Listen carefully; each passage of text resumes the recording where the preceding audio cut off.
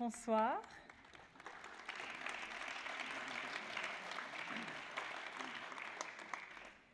Alors tout d'abord, je suis très heureuse qu'on puisse vous accueillir tous ici ce soir au Centre des Congrès pour la soirée anniversaire de l'Institut européen d'écologie.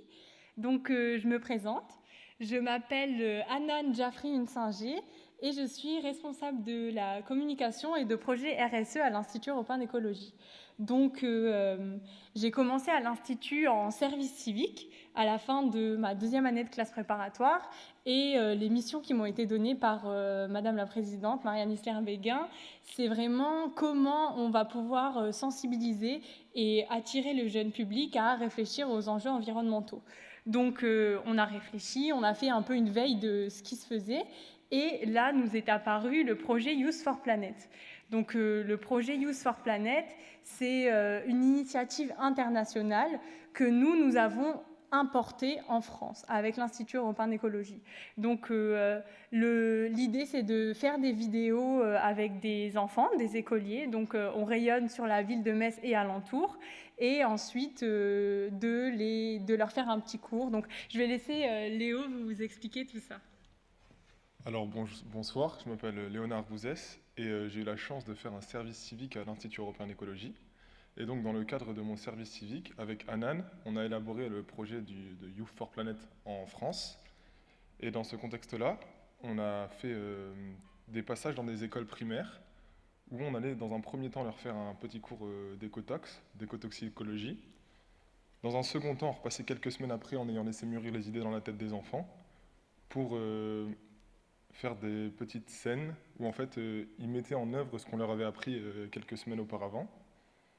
Et pour le festival cinémataire, avec Hanan, on a mis en commun et monté ces vidéos de manière à faire un petit film qu'on a passé sur le grand écran, et on a eu la chance d'accueillir plus de 300 enfants le jour-là. Donc ils ont été très très heureux de pouvoir se voir au grand écran. Ouais. Donc, au sujet de ces vidéos, on en a une qui nous a particulièrement tenu à cœur, puisqu'elle a été diffusée lors du G7 de l'environnement qui s'est tenu à Metz il y a quelques années maintenant, aux ministres et aux délégations. Donc cette vidéo a été diffusée au Centre Pompidou, et c'est vrai que les enfants étaient super contents de se dire que leur vidéo, ce qu'ils avaient fait, avait pu être diffusé aux ministres. Donc je vais vous laisser avec un exemple de vidéo que nous avons réalisé cette année avec l'école primaire de Mézières-Lévic. L'eau, à quoi ça sert? On peut utiliser de l'eau pour boire ou faire la cuisine. L'eau sert aussi à laver le linge et à faire le ménage. On utilise pour se laver, se brosser les dents. On remplit la piscine avec de l'eau. L'eau sert dans les toilettes et dans les radiateurs. Les pompiers ont besoin d'eau. Les agriculteurs utilisent de l'eau pour donner à boire aux animaux et arroser les plantations. Les usines utilisent beaucoup d'eau pour fabriquer les objets. L'eau est nécessaire à la vie, elle est précieuse, il faut l'économiser, la préserver. Oui, mais comment? Il ne faut pas utiliser trop de savon lorsqu'on se lave les mains. Il ne faut pas laisser l'eau couler lorsqu'on se lave les mains ou qu'on se brosse les dents. Il faut prendre une douche plutôt qu'un bain. On peut utiliser l'eau de pluie pour arroser le jardin. J'utilise le bon bouton de la chasse d'eau. Il ne faut pas utiliser trop de produits chimiques lorsqu'on fait le ménage. Je peux acheter des objets de seconde main au lieu de les acheter neufs.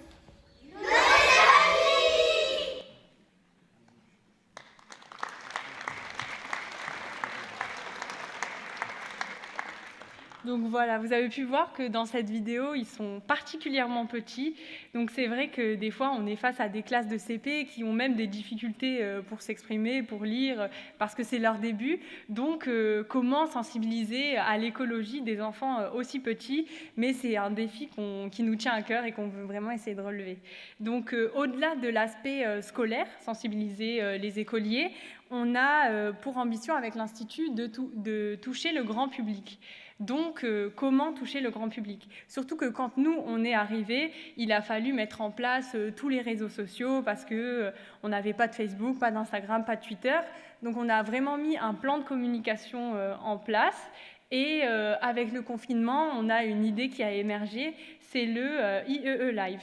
Donc, les IEE Live, c'est des conférences qui sont organisés avec des anciens ministres de l'écologie, des présidents d'associations. On a eu par exemple Monique Barbu du WWF, ou même des personnalités du milieu de l'écologie locale ou nationale. Donc là, tout se passait sur Facebook et c'était rediffusé sur YouTube en live. Et l'idée, c'était vraiment de pouvoir interagir avec le public, que tout le monde puisse poser ses questions sur l'écologie. Donc on a réfléchi à ça, mais aussi quelque chose en rappel à Jean-Marie Pelt, notamment au niveau de l'audiovisuel. Donc là, après un certain moment, a émergé cette idée de faire un festival. Donc un festival du film sur le thème de la transition écologique. Mais je vais laisser le président du comité de sélection du festival de cette année vous l'introduire. Il le fera certainement mieux que moi. Donc à toi, Charles. Bonsoir, je me présente, je suis Charles Florentin, je préside le comité de sélection du festival Cinéma Planète. Donc on a enfin le nom officiel et définitif qui est Cinéma Planète. Donc le festival Cinéma Planète, c'est un festival de cinéma et d'écologie. Pourquoi en fait on a décidé de faire un festival de cinéma ? Parce que le cinéma, c'est un art qui est populaire et il a pour vocation d'éduquer et de sensibiliser le grand public aux questions environnementales et écologiques, mais de manière ludique. Le cinéma, voilà, c'est quelque chose qui est très accessible, et plutôt que de faire que des conférences qui peuvent être plus ou moins ennuyeuses, on va dire, pour le grand public, les thèmes de l'écologie, c'est quelque chose de central, mais ça ne plaît pas forcément à tout le monde. Mais via le cinéma, on pense que c'est une des meilleures manières de sensibiliser le plus grand nombre de personnes. Le festival en est à sa 4e édition, ça sera au mois de novembre. Et aussi, ce qui est important pour nous, c'est que ce festival se déroule à Metz. Donc, comme vous le savez, l'Institut européen d'écologie a été créé par Jean-Marie Pelt en 1971 à Metz. Donc, c'était vraiment formidable que ce festival s'inscrive dans la ville de Metz, qui est une ville importante dans l'écologie.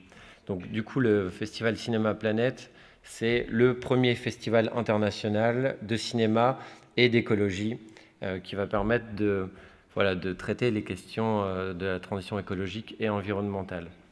On va maintenant vous montrer en fait la bande-annonce de la 4e édition du festival pour cette année. There are no other places in the world where it is possible to see such a lot of good, very good films on speaking about ecological problems. I think that the Festival of Metz is doing some sort of pioneer work, and this is wonderful.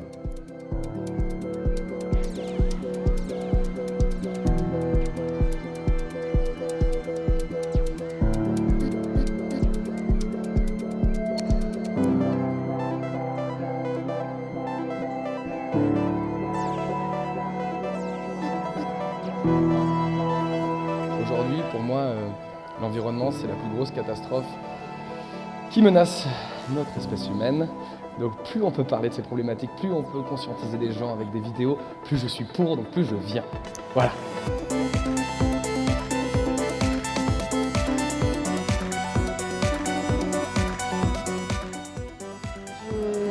En fait, j'ai su la semaine dernière que le film était sélectionné pour ce festival. Je ne connaissais pas ce festival et j'ai eu le festival du film écologique. J'étais là, oh, c'est génial, j'étais ravie. Et parfois, je me dis, ok, qu'est-ce que je fais pour ça? Qu'est-ce que je fais activement?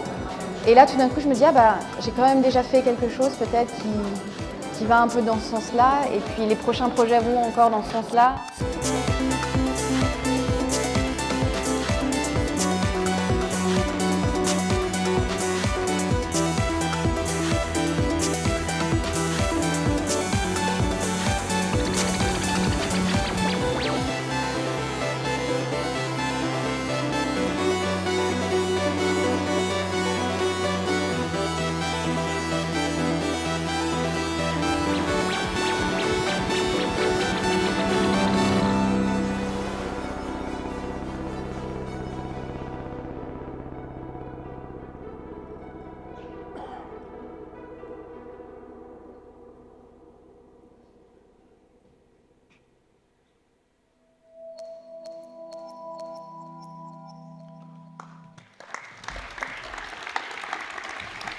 Voilà, donc nous vous invitons pour fin novembre à venir nombreux et nombreuses à ce festival. Nous avons regardé environ 200 films pour vous sélectionner une douzaine des meilleurs films qu'on a cherchés scrupuleusement à travers le monde entier. Et on espère vous avoir trouvé une sélection qui sera différente de ce que vous pouvez voir tous les jours à la télé ou sur Internet. On a, je pense, trouvé une sélection cette année hyper intéressante. Voilà, donc haute mission de l'Institut européen d'écologie. On peut parler donc d'écologie, mais pas que à travers le cinéma. On va en parler à travers la formation. Et là, je laisse ma place à Séverine.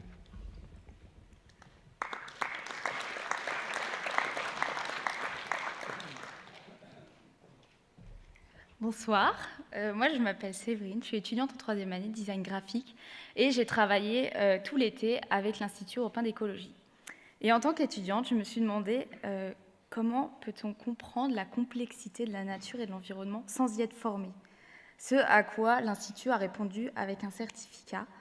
Ils ont créé un certificat pour les étudiants qui vont pouvoir s'inscrire et suivre des cours avec ces certificats via des images, des conférences avec des intervenants, des vidéos, des images, et avoir un certificat à la fin de ces cours. Et à terme, ce projet s'étendra au plus de monde possible pour toutes les personnes qui veulent et qui aimeraient pouvoir s'informer encore plus sur l'écologie et même avoir ce certificat. Voilà, je vais laisser la place à Élise qui va continuer la suite de cette soirée.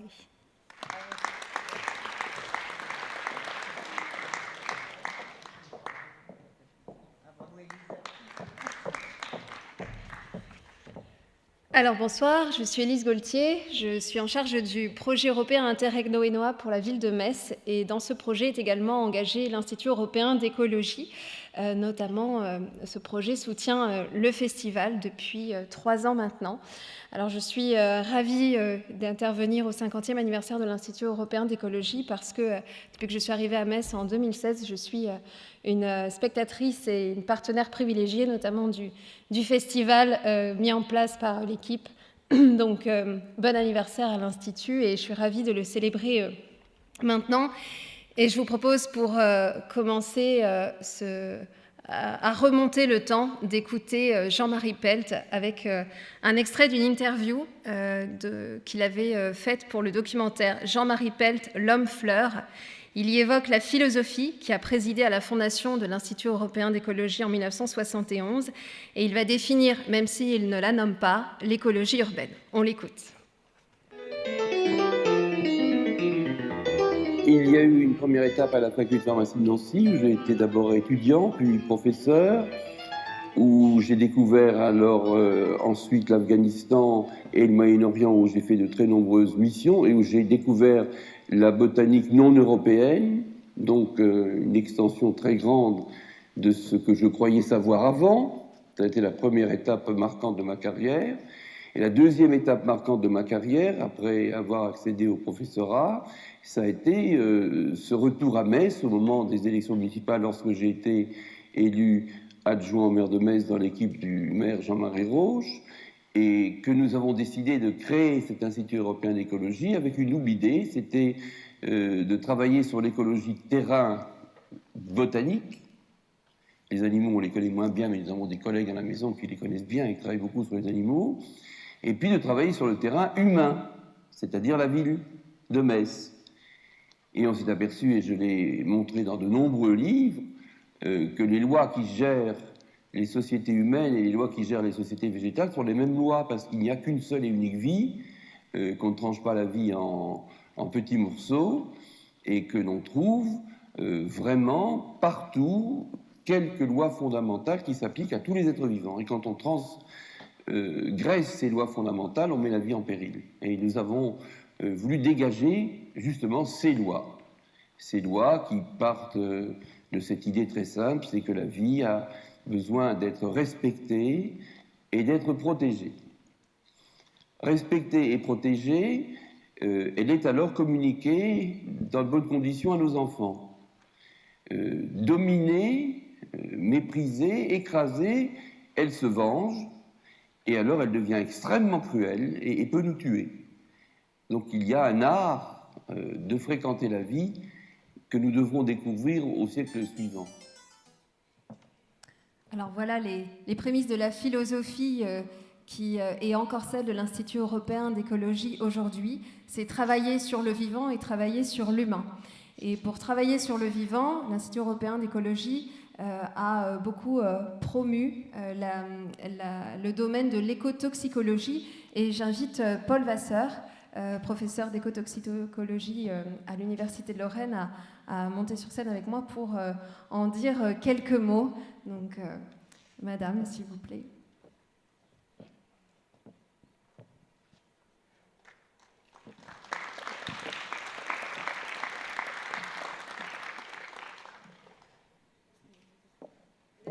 L'escalier est ici.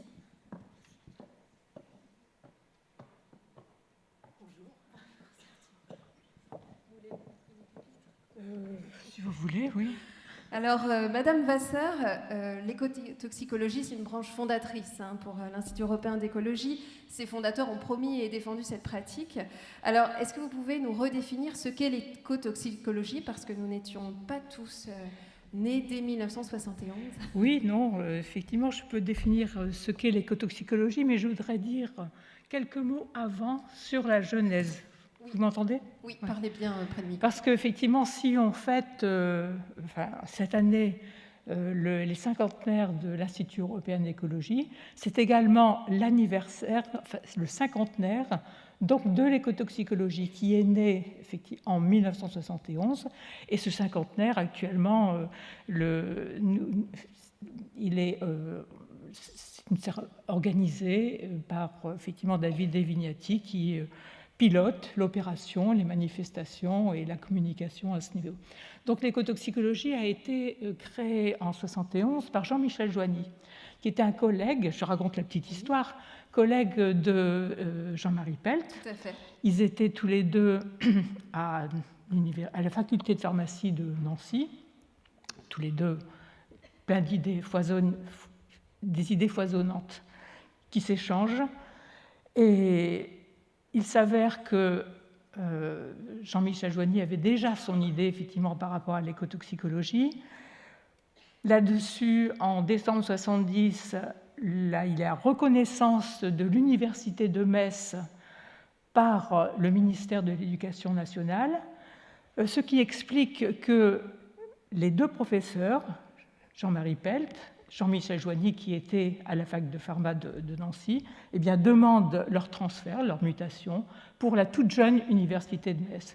Et c'est en 1971 que Jean-Michel Joigny jette les bases, donc écrit les bases de l'écotoxicologie dans un article fondateur où il décrit les enjeux, les objectifs et et également qu'il a défini. Alors, en quelques termes, je vous donne sa définition, enfin, la manière dont je l'ai interprétée aussi. Il conçoit il était professeur de toxicologie, et il conçoit alors une toxicologie non plus centrée uniquement sur l'homme, mais ouverte à l'ensemble des espèces de la biosphère. En gros, c'est une toxicologie dans un contexte écologique. Donc tous les deux, Jean-Marie Pelt et Jean-Michel Joigny, vont venir à Metz, au cloître de la Récollet, qui va accueillir à la fois l'Institut européen d'écologie et l'Université de Metz, maintenant devenue Université de Lorraine. Donc, et c'est à ce niveau, effectivement, qu'ils vont faire émerger un courant de pensée avant-gardiste en écotoxicologie et en écologie. Alors, je devrais faire l'inverse, en écologie et en écotoxicologie. Voilà. Alors peut-être, pour parler de vous un petit peu, vous êtes écotoxicologue. Oui, alors c'est toujours très dur à dire. Alors... Écotoxicologue. Oui, alors moi si vous voulez, moi j'ai... Sur quoi portent vos travaux, voilà, Comment ? Sur quoi portez vos travaux pour qu'on... Si vous voulez, sur tout ce qui est mécanismes polluants, les effets sur les écosystèmes. Maintenant, moi je suis émérite à l'Université de Lorraine, donc ce sont mes collègues qui prennent la suite et qui et développe des recherches qui ont été développées à Metz depuis, on va dire, une bonne 50aine d'années maintenant. Recherche enracinée à l'Université de Lorraine, donc voilà, l'Université de Metz auparavant. Alors les recherches, elles portent, si vous voulez, sur tout ce qui est décrié actuellement comme pouvant faire offense à la nature. Alors bon, évidemment, je ne parle pas des pesticides, mais tous les facteurs chimiques, biologiques aussi, physiques, qui vont porter atteinte à la vie, au monde vivant. Voilà. Donc à la santé alors bien humaine, sûr, il y a l'homme et puis il y a aussi les autres espèces. L'homme n'est pas tout seul, effectivement, au sein de la biosphère. Et dernière question, qu'est-ce que l'écotoxicologie apporte au combat écologique et au combat pour la santé humaine aujourd'hui ? Si vous voulez, les relations avec la santé humaine, elles sont évidentes. L'homme, ou toutes les espèces vivantes, je vais prendre l'homme pour simplifier, mais on respire, on mange, d'accord ? On produit aussi des déchets. Oui. Donc on respire et on mange, et tout ça vient de l'environnement. Donc l'air pur, l'alimentation, l'eau. Vous avez déjà... D'ailleurs, l'écotoxicologie est née avec des préoccupations environnementales et sanitaires, donc les grands, je ne vais pas dire désastres, mais oui, effectivement, qui provenaient de la contamination de l'eau et qui ont abouti à des méfaits, effectivement, qui vont toucher les populations, et sur le long terme. C'est pas l'écotoxicologie, ce n'est pas uniquement la toxicité à court terme qui va entraîner des graves effets tout de suite et la mort, c'est pas ça. C'est aussi, c'est pas que ça, c'est aussi, dans une continuité, les effets chroniques qui sont longtemps insidieux, et puis quand ils se manifestent, quelquefois il peut être très dur d'y remédier. Tout à fait. Donc on voit qu'effectivement les connaissances scientifiques et les études de long terme d'écotoxicologie nourrissent aujourd'hui des combats politiques et influent sur notre façon de consommer. En fait, l'écotoxicologie, c'est l'ancêtre de Yucca, en quelque sorte, ou du Nutri-Score. Est-ce que je résume bien ? Disons que le Nutri-Score, il en est la suite. Voilà. C'est toujours utile, bien sûr. Merci beaucoup. Alors, je vais quand même ajouter quelques mots, parce que moi, je suis maintenant émérite, et effectivement, mon activité est quand même limitée, mais je voudrais dire que les recherches à l'Université de Metz ont rayonné pendant effectivement des décennies, et ça aboutit dans les années 2000 à la reconnaissance des équipes messines par le CNRS. Donc, actuellement, les recherches en écologie microbienne, en écotoxicologie sont développées à Metz, sur le campus de Bridoux. Donc, s'il y a des étudiants qui sont intéressés, non pas par le certificat, certes, mais aussi par une formation dans ces domaines, surtout venez, parce qu'effectivement, nous sommes reconnus au niveau national, aussi au niveau international, je crois aussi, grâce effectivement à notre pionnier Jean-Michel Joigny. Donc, ces recherches sont développées à l'UFR-CIFA, au laboratoire sur le campus de Bridoux, au laboratoire LIEC, laboratoire interdisciplinaire des environnements continentaux, qui est une unité mixte de recherche de l'Université de Lorraine associée au CNRS, actuellement dirigée par le professeur Laure Chambérini. Et ce laboratoire, c'est une symbiose et des équipes messines et d'équipes nancéennes qui sont spécialisées, elles, en physico-chimie, en biogéochimie, réactivité de surface. Voilà. Et pour terminer, si vous me permettez, je voulais dire qu'effectivement, ce cinquantenaire de l'écotoxicologie, actuellement, a été initié par Davide Vignati, qui est chercheur CNRS au LIEC, et qui actuellement le pilote et orchestre toutes les animations dont il est en grande partie, effectivement, l'animateur et le responsable. Et que je remercie. Et on leur souhaite à tous un bel anniversaire également et une longue vie à leurs travaux. Merci beaucoup. Merci beaucoup.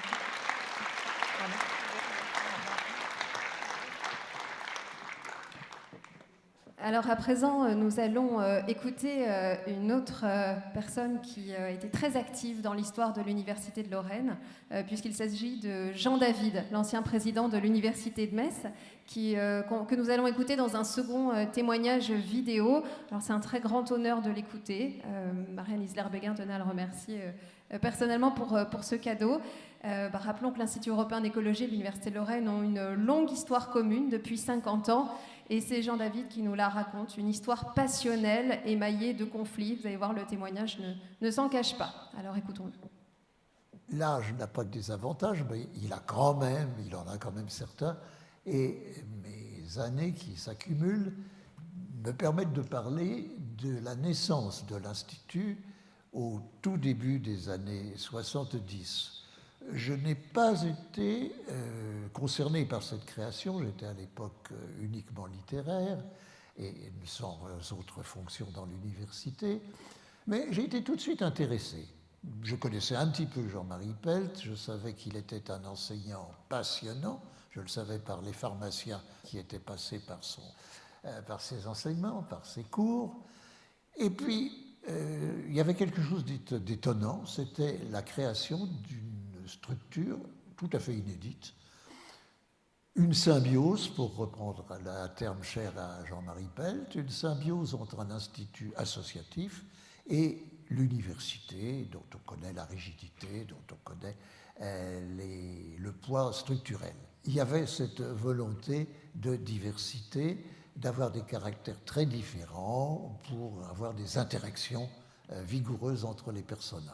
Ce que j'ai découvert très vite, c'est que cet institut nous apportait à la jeune université de Metz, si j'ose dire un stock, ou en tout cas une équipe de novateurs tout à fait exceptionnels. Nous avions Jean-Marie Pelt, je l'ai dit, il était tout à fait novateur dans son enseignement de la botanique. Est venu de Nancy également Joigny, qui est, on le reconnaît maintenant, le véritable créateur de l'écotoxicologie, même si ses travaux ont été piratés par la suite. Et puis, il y avait Roger Klein, non universitaire, mais homme de grande culture et de grande curiosité, qui a amené en France des idées américaines d'origine, mais qui a su faire connaître aux Français ce qu'on a appelé l'écologie urbaine. Nous avions donc là un trio redoutable, et je ne parle pas des gens qui ont travaillé avec eux et qui avaient tous leur mérite scientifique. Je suis devenu président de l'université de Metz pas mal d'années plus tard, en 1979. L'Institut avait un problème.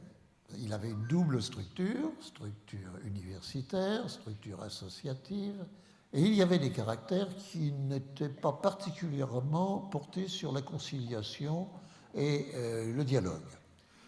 Ceci a donné une situation fort ennuyeuse d'une UFR qui était complètement paralysée. J'ai donc, et je revendique cette responsabilité bien des années après, j'ai donc demandé au ministère de supprimer cette UFR et les universitaires sont revenus sur l'université pour y être payés, ce qui était important, et l'Institut est resté une structure associative. Cette dualité n'était pas un obstacle à la fonction d'enseignement de l'Institut et de l'université. Et je pense qu'il y a encore dans cette salle des gens qui ont connu le DU, le diplôme universitaire d'écologie, qui était, je crois, vraiment une rareté en France à l'époque. Ensuite, les chemins ont divergé et l'Institut est devenu essentiellement un centre de rencontres. Le réseau de Jean-Marie Pelt faisait merveille. On a tous en tête les grandes rencontres qu'il a organisées.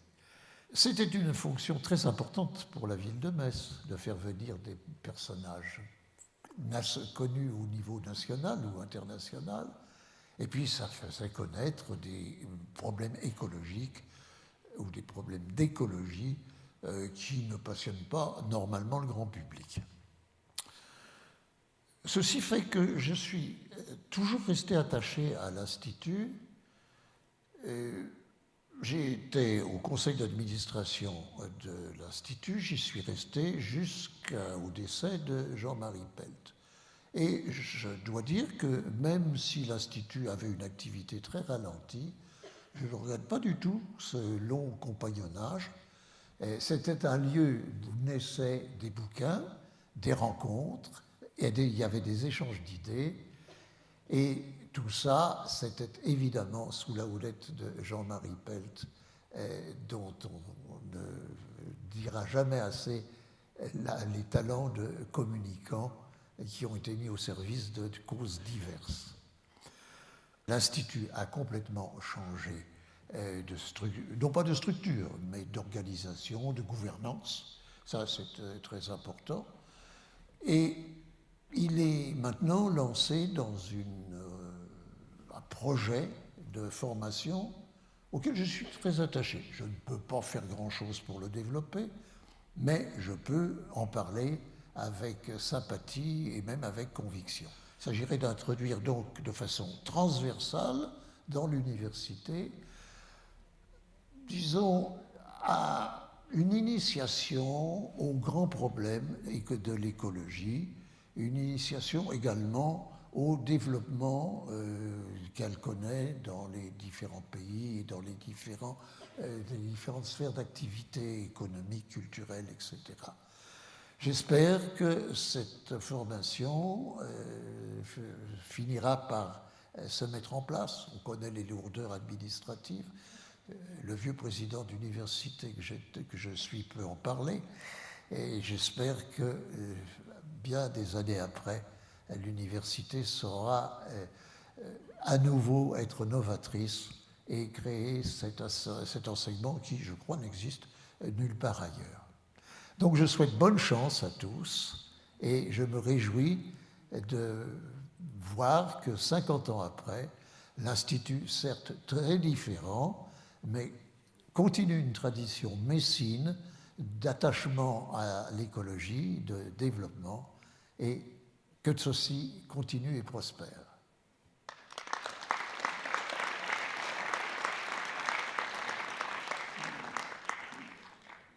Alors, en effet, M. David a renommé des personnes qui sont importantes dans l'Institut européen d'écologie. Aux côtés de Jean-Marie Pelt, rappelons-le, il y avait Roger Klein, il y avait M. Joigny, et c'était un collectif de personnes enthousiastes qui ont animé et animent encore, et vont encore animer l'Institut européen d'écologie dans le futur.